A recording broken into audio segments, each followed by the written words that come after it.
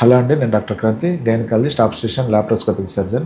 ఈరోజు నేను post partum cardiomyopathy అంటే డెలివరీ అయ్యాక వచ్చే గుండె సమస్య గురించి మీతో డిస్కస్ చేస్తాను. ఈ పోస్ట్ పార్టమ్ కార్డియోమయోపతి అనేది ఎప్పుడు వస్తుందంటే లేట్ ప్రెగ్నెన్సీ అంటే 9th మంత్ తర్వాత కానీ, లేకపోతే డెలివరీ అయిన 1 month లోపు వస్తుంది. కొంతమందికి డెలివరీ అయిన 5 months లోపు, 5 months తర్వాత కూడా వచ్చే అవకాశాలు ఉంటుంది.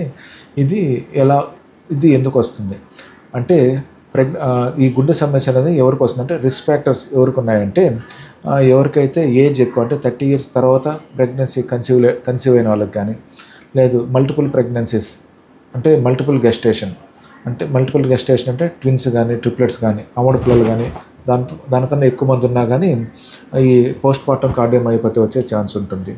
దాంతోపాటు PIH అంటే బీపీలు ఉన్నా కానీ, లేకపోతే ఫిట్స్ వచ్చినా కానీ, ప్రీ ఎక్లాంషియా అంటారు, అలాంటి వాళ్ళకు కూడా ఈ పోస్ట్ పార్టమ్ కార్డియోమయోపతి వచ్చే అవకాశాలు ఎక్కువ ఉంటుంది. దాంతోపాటు ప్యారిటీ అంటే 3వ కాన్పు 4వ కాన్పు కన్నా ఎక్కువ మంది పిల్లలు కనే వాళ్ళకు కూడా ఈ పోస్ట్ పార్టమ్ కార్డియోమయోపతి వచ్చే అవకాశాలు ఉంటుంది. ఈ పోస్ట్ పార్టమ్ కార్డియోమయోపతిలో ఉన్న లక్షణాలు ఏంటి?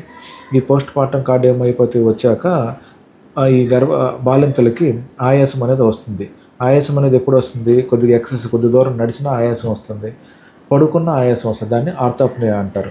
కొంతమందికి PND అంటారు, అంటే పెరాక్సిస్మల్ నాక్టర్నల్ డిస్నియా అంటే పడుకోగానే వెంటనే ఆయాసం వచ్చి లోపల ఎయిర్కి కూడా వాళ్ళకి ఆయాసం లోపల రూమ్లో ఉన్న ఎయిర్కి కూడా వాళ్ళకి ఆయాసం వస్తుంది. అట్లాంటప్పుడు వాళ్ళు ఏం చేస్తారంటే కిటికీ దారి పోయి బయట గాలి పీల్చుకుంటూ ఉంటారు. దాన్ని PND అంటారు. దాంతోపాటు కాళ్ళు వాపులు వస్తుంటుంది.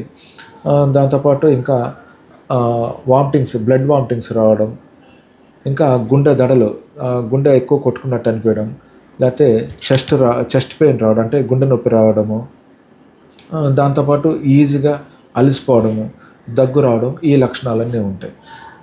దీనివల్ల ఏమవుతుంది ఈ పోస్ట్ పార్టమ్ కార్డియోమయోపతి వల్ల ఏమవుతుంది? దీనికి బ్రెయిన్ ఇంజరీ జరిగే అవకాశాలు ఉంటుంది. కార్డియోపల్మనరీ అరెస్ట్ అంటారు, అంటే గుండె వీక్ అయిపోవడం, లేకపోతే కార్డియోపల్మనరీ అరెస్ట్ రావడం, లేక పల్మనరీ ఎడిమా అంటే ఊపిరితిత్తులో నీరు చేరిపోవడం, తర్వాత చనిపోయే అవకాశాలు కూడా ఎక్కువ ఉంటుంది. దీన్ని ఎలా గుర్తించాలంటే పైన లక్షణాలు వచ్చిన వెంటనే మీరు అప్రమత్తమై మీ డాక్టర్ని కలవండి.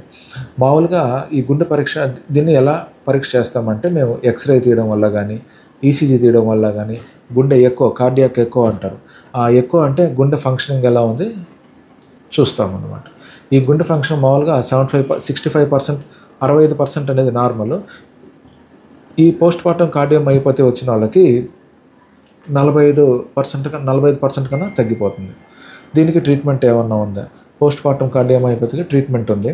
ఇది హాస్పిటల్లో అడ్మిట్ చేసి తగిన మందులు గుండె డాక్టర్ దాన్ని పరీక్ష చేసి వాళ్ళ హాస్పిటల్లో గుండె డాక్టర్ దగ్గర అడ్మిట్ చేసుకొని మందులు వాడుకోవడం వల్ల పోస్ట్ పార్టమ్ కార్డియోమయోపతి అనే దానికి ట్రీట్మెంట్ తీసుకోవచ్చు. సరే, ఈ ప్రెగ్నెన్సీగా వచ్చింది, నెక్స్ట్ ప్రెగ్నెన్సీలో వచ్చే అవకాశాలు ఉంటుందా? నెక్స్ట్ ప్రెగ్నెన్సీలో కూడా వచ్చే అవకాశాలు ఉంటుంది.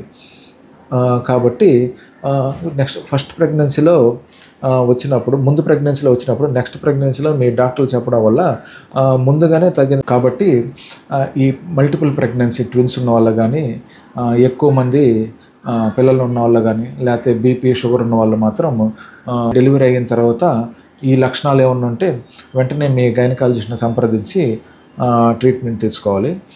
ఇది వాళ్ళ టాపిక్. మరిన్ని టాపిక్స్ కోసం ఛానల్ లైక్ చేయండి, షేర్ చేయండి, సబ్స్క్రైబ్ చేయండి. ఇంకేమైనా మీకు డౌట్స్ ఉన్నా కానీ కింద కామెంట్ చేయండి. ఏమైనా కొత్త టాపిక్స్ గురించి కావాలన్నా కింద కామెంట్ చేయండి, నేను తప్పకుండా చేస్తాను. Thank you.